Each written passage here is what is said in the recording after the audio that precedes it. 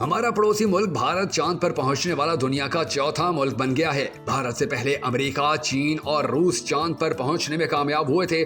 بھارت کے خلائی مشن چندریان 3 نے بدھ کی شام چاند پر لینڈ کیا۔ اس کامیابی پر جہاں دنیا بھر سے بھارت کو مبارکبادیں موصول ہو رہی ہیں، وہیں ہمارے ملک پاکستان کے سوشل میڈیا پر بھی بھارت کی اس کامیابی پر انہیں مبارکباد دی جا رہی ہے۔ پاکستانیوں کا کہنا ہے کہ یہ کامیابی بلا شبہ بھارت کی بہت زیادہ محنت کا ایسا پھل ہے کہ جس سے پوری دنیا کے سائنسدانوں کو فائدہ ہوگا۔ بھارت کے اس مشن کی سب سے خاص بات یہ ہے کہ چندریان 3 چاند کے جنوبی حصے کے قریب اترا ہے، جبکہ اس سے پہلے کسی بھی ملک کا مشن چاند کے اس حصے پر نہیں اترا۔ اس موقع پر بھارت کے وزیر اعظم نریندر مودی نے بھارت کے خلائی ادارے اسرو کے سائنسدانوں سے خطاب کرتے ہوئے کہا کہ وہ ٹیم چندریان کو، اسرو کو اور دیش کے سبھی سائنسدانوں کو جی جان سے بہت بہت مبارکباد دیتے ہیں۔ انہوں نے کہا کہ بھارت چاند کے اس جنوبی حصے پر پہنچا ہے جہاں آج تک کوئی نہیں پہنچا۔ اب ہماری نئی نسل کے لیے کہاوتیں بدل جائیں گی۔ بھارت میں تو ہم سبھی لوگ زمین کو ماں کہتے ہیں اور چاند کو ماما بلاتے ہیں۔ نریندر مودی نے کہا، ہمارے ہاں کہا جاتا ہے کہ چندا ماما بہت دور کے، لیکن اب ایک دن وہ بھی آئے گا جب بچے کہا کریں گے کہ چندا ماما بس قریب ہیں۔ نریندر مودی نے اس موقع پر سورج پر تحقیق کے لیے آدتیہ L1 مشن اور دیگر خلائی مشنز کے آغاز کا بھی اعلان کیا۔ ORF نامی تھنک ٹینک میں نیوکلیئر اور خلائی مشن کی ماہر راجیشوری نے اس کامیابی پر کہا کہ چندریان مشن انڈیا اور اس کی خلائی تحقیق کی ایجنسی اسرو کے لیے ایک بڑی فتح کی نمائندگی کرتا ہے۔ انڈیا کا خلائی پروگرام کافی حد تک مواصلات اور زمین کا تجربہ کرنے والے مصنوعی سیاروں کے ذریعے اپنے ترقیاتی ایجنڈے کو آگے بڑھانے پر جاری ہے، لیکن اس میں خلائی تحقیق کی کوششیں بھی پوری دنیا کے سامنے ہیں۔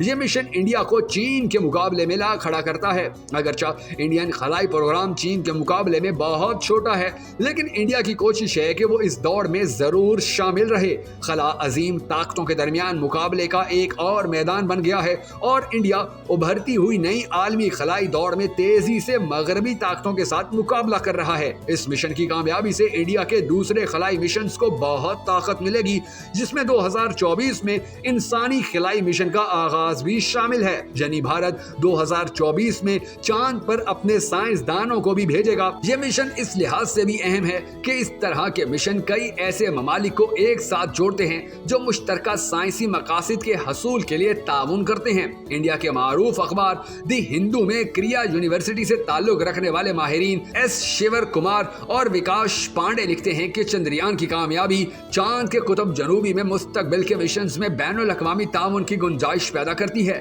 وہ کہتے ہیں کہ ترقی پذیر ممالک کو اپنے شہریوں کے معیار زندگی کو بہتر بنانے کے لیے اس طرح کے تصورات کی ضرورت ہے، جیسا کہ اگر چند کام گنوائے جائیں تو موسم کی پیش گوئی، سمندری وسائل کی جانچ، جنگلات کے احاطہ کا تخمینہ لگانا، مواصلات اور دفاع کے لیے خلائی ٹیکنالوجیز بھی ضروری ہو گئی ہیں۔ چندریان 3 کا خلائی مشن 14 جولائی کو انڈیا کی جنوبی ریاست آندھرا پردیش سے شروع ہوا تھا اور 40 دن کے طویل سفر کے بعد یہ چاند کے قطب جنوبی پر اترا ہے۔ اس خلائی جہاز نے چاند کے مدار میں داخل ہونے سے پہلے تقریباً 10 دن زمین کے گرد چند چکر لگائے، جس کے بعد یہ پہلے ٹرانس لونر اور پھر 5 اگست کو چاند کے مدار میں داخل ہونے میں کامیاب ہوا تھا۔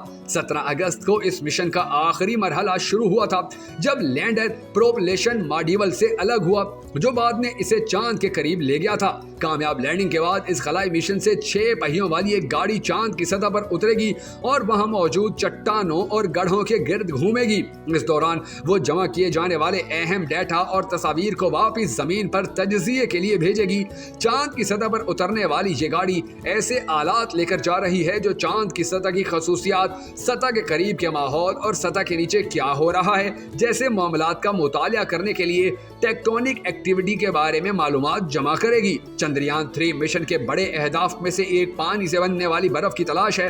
سائنسدانوں کا کہنا ہے کہ چندریان اس برف کی تلاش میں کامیاب رہتا ہے تو مستقبل میں چاند پر انسانوں کی رہائش میں مدد مل سکتی ہے۔ انڈین سائنسدانوں نے اپنی خلائی گاڑی اتارنے کے لیے چاند کے جس حصے کا انتخاب کیا ہے وہ اس سیارے کے قطب جنوبی کا دور دراز خطہ ہے اور مستقل طور پر سائے میں رہنے کی وجہ سے اسے چاند کا اندھیرے والا حصہ بھی کہا جاتا ہے۔ چاند کا جنوبی قطب ابھی تک بڑی حد تک غیر دریافت شدہ ہے۔ وہاں کی سطح کا رقبہ چاند کے شمال قطب کے مقابلے میں بہت بڑا ہے۔ سائنسدانوں کو اس بارے میں بہت کم علم ہے اور ان کا کہنا ہے کہ یہاں اترنا خطرناک یا مشکل ہو سکتا ہے، تاہم ان کا یہ بھی کہنا ہے کہ اس بات کے بہت زیادہ امکانات تحقیقات ہیں کہ چاند کا جو حصہ سائے میں ہے وہاں پانی کی موجودگی کے آثار ملے۔ اسرو نے اس سے پہلے بھی 2 بار چاند کے جنوبی قطب کے لیے مشن روانہ کیا تھا جو کہ ناکام ہو گئے تھے، تاہم چندریان 3 کی اس خطے میں اترنے کی کوشش کامیاب رہی۔ چندریان 3 کا وزن 3900 کلو گرام ہے اور اس کی تیاری پر 6 ارب روپے لاگت آئی ہے۔